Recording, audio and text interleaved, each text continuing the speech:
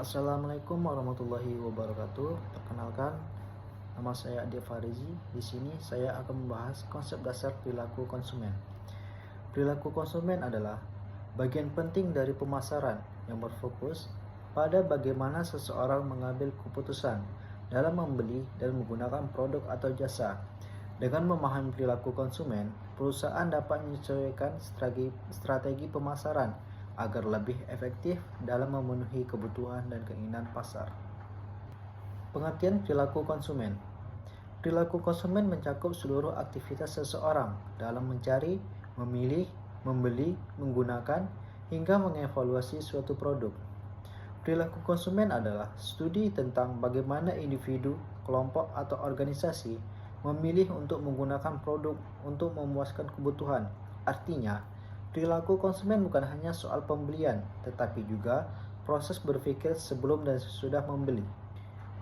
Proses keputusan pembelian konsumen. Yang pertama yaitu pengenalan kebutuhan. Konsumen menyadari ada kebutuhan yang harus dipenuhi. Kedua, pencarian informasi.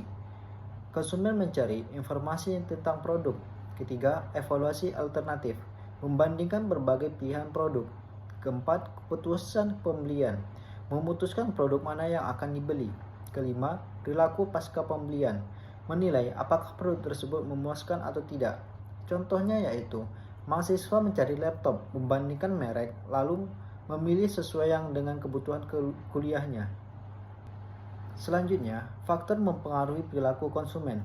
Perilaku konsumen tidak terbentuk begitu saja, melainkan dipengaruhi oleh berbagai faktor internal dan eksternal yang saling berkaitan, yaitu yang pertama, faktor budaya. Nilai-nilai budaya, adat istiadat, dan gaya hidup masyarakat membentuk pola konsumsi seseorang.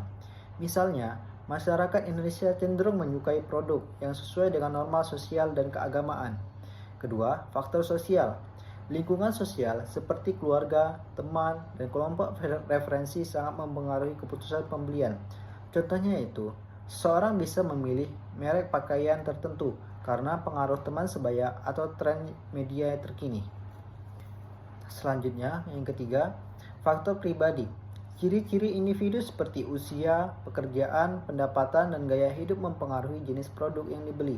Contohnya, remaja lebih banyak membeli produk fashion atau teknologi, sedangkan orang dewasa lebih fokus pada kebutuhan rumah tangga. Keempat, faktor psikologis, terdiri dari motivasi, persepsi, pembelajaran, dan sikap.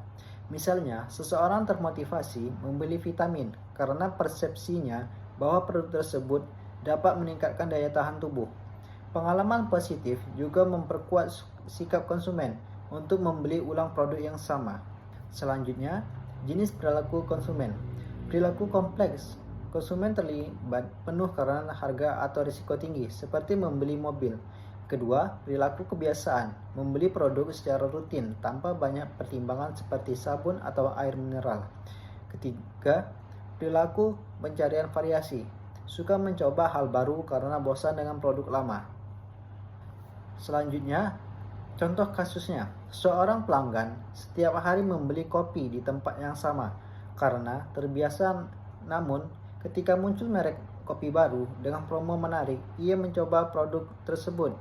Hal ini menunjukkan adanya perpaduan antara perilaku kebiasaan dan pencarian variasi. Kesimpulannya yaitu, perilaku konsumen merupakan dasar penting dalam memahami pasar. Dengan mengenali bagaimana konsumen berpikir dan bertindak, perusahaan dapat menyusun strategi pemasaran yang lebih efektif, memuaskan pelanggan, dan meningkatkan loyalitas. Sekian penjelasan dari saya sudahi. Assalamualaikum warahmatullahi wabarakatuh.